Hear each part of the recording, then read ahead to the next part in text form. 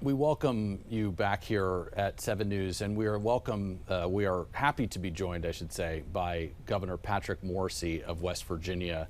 And Governor, thank you so much for being with us here. And it's good to be with you. Thank you. Sitting here with us in Arlington. On this really tough night, absolutely. And Governor, we have to begin with the horrible news that one of the guardsmen, Sarah, has passed away from her injuries. I know that there is a lot you can't say, but can you take us inside any of the conversations you've had with her family members? Look, I can say, first of all, that Sarah is a treasure, and she was a courageous young woman. I know she's only 20, and yet she was so dedicated to West Virginia and to our country. The most recent mission she volunteered for. A lot of people don't realize that, but she volunteered to be in the district, and here we are on Thanksgiving, and we're talking about this heinous act that deprived her of her life. So I would say that a lot of the people are very angry. A lot of people ask the questions, why? Why? This was a kid that really, the unit, her colleagues, they loved her. I mean, they really did. And so it just is very deeply disturbing to a lot of people in West Virginia. I will say this, prayers are going out to the family and to everyone in the unit. I mean, to see people gather and the reactions. I had a chance to spend time with a lot of people in the Guard today in the district, and they were there for Thanksgiving, and they are beside themselves about what happened. But they do know that Andrew and Sarah were amazing people. And obviously we're all praying for Andrew. He's in a serious condition as well. You know, he's out in Berkeley County. You know, that's where his family's from.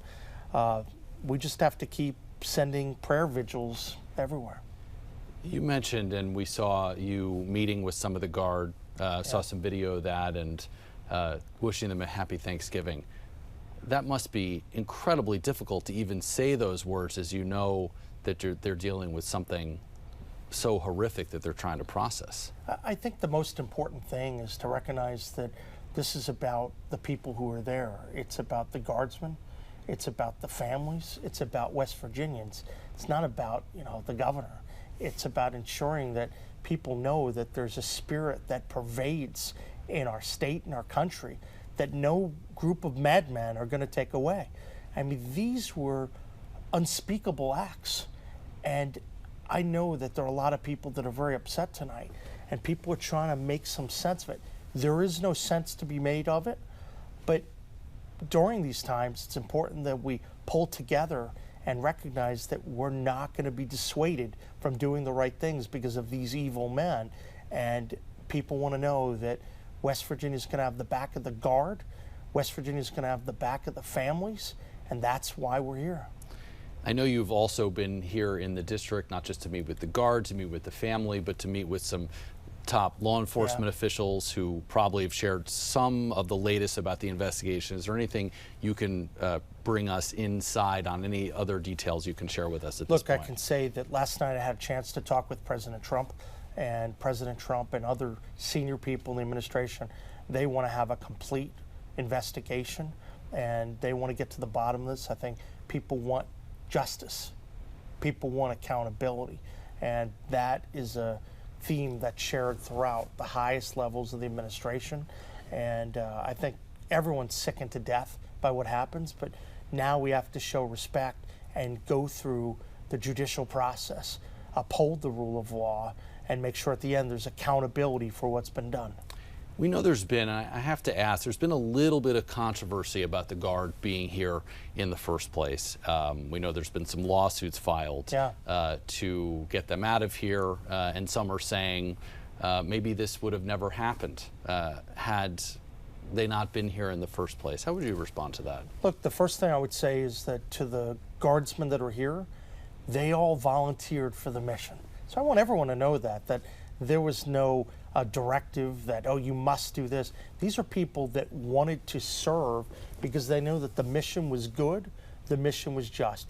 If people step back for a minute and go back 6 months and you see what had happened, where was DC standing? And then people were working to reduce crime. Well, they were succeeding in their mission.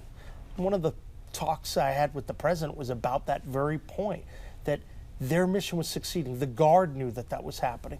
So this is something that matters a lot. It's our nation's capital. So people were very enthusiastic about it.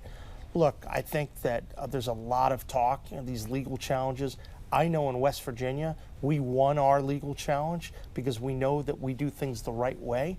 As the former Attorney General, we care about the rule of law. I believe that at the end of the day, the legal issues are clearly going to be on our side.